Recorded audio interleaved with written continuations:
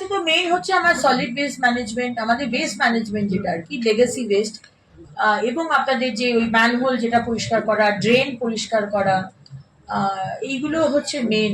রাস্তা পরিষ্কার, রবীন্দ্র সরোবরে আমি সেদিনকে গেছিলাম 3 দিন আগে।